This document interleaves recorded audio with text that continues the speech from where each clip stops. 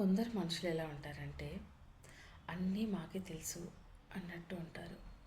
ఎదుటి వాళ్ళకి ఏం తెలియదు అన్నట్టు ఉంటారు. కానీ ఆ ఎదుటి వాళ్ళకు వాళ్ళు చేసే పనులన్నీ అర్థమైపోతాయి. వాళ్ళు ప్రవర్తించే తీరు, వాళ్ళకి ఎదుటి వాళ్ళ మీద ఎలాంటి అభిప్రాయం ఉంది అని ఆ రెండో వ్యక్తికి అన్నీ తెలిసిపోతూనే ఉంటాయి. కానీ ఎదిరించి ఏమీ అనలేరు. అనాలంటే అనేయొచ్చు, కానీ అక్కడ మనిషికి విలువ ఇస్తున్నారు. సో అందుకే అనలేకపోతున్నారు. కానీ వాళ్ళకే అన్నీ తెలుసు అనుకుంటూ ఏమీ తెలియకుండా ఉండేది, వెర్రి వల్ల ఉండేది వాళ్ళే అని అర్థం కాదు వాళ్ళకి.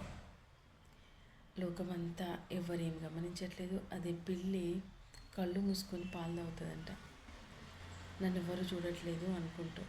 సో కొందరు వ్యక్తులు కూడా ఇలానే ఉంటారు. వాళ్ళు చేసే పనులన్నీ వేరే వాళ్ళకి అర్థమైపోతూనే ఉంటాయి, తెలిసిపోతూనే ఉంటుంది. వాళ్ళ గుణం ఎలాంటిది, ఎట్లా ఉన్నారు, ఏం చేస్తున్నారు అన్నీ ఆటోమేటిక్గా తెలిసిపోతుంది. అదంతా ఎలా తెలుస్తుంది అనేది భగవంతుడు అట్లా పెట్టాడేమో, కొన్ని అట్లా తెలిసిపోతుంటాయి అంతే.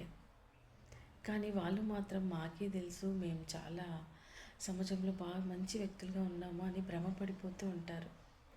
తెలియదంటే వాళ్ళకే అసలు అది అర్థం కాదనమాట. వాళ్ళకు మంచి వాళ్ళమని ఒక మేకప్ వేసుకొని తిరుగుతూ ఉంటారు. అది మాత్రం తెలుసుకోండి, ఈ రోజుల్లో వెర్రి వాళ్ళు, తెలివి తక్కువ వాళ్ళు ఎవ్వరు లేరు. భగవంతుడు అందరికీ ఆ శక్తి ఇచ్చాడు, తెలుసుకునే శక్తి. సో మామూలుగా ఉందాం, మనకి ఇక్కడ ఏమనిపిస్తే అదే చేయాలి. మంచిగా అనిపిస్తే మంచిగానే ఉండాలి, నచ్చకపోతే దూరంగా ఉండాలి. అంతేగాని మేకవన్న పులిలాగా వేషం వేసుకొని మంచి వాళ్ళుగా నటిస్తే ఏదో ఒకరోజు బయటపడుతూనే ఉంటుంది. నిజం అనేది నిప్పు లాంటిది అంటారు కదా.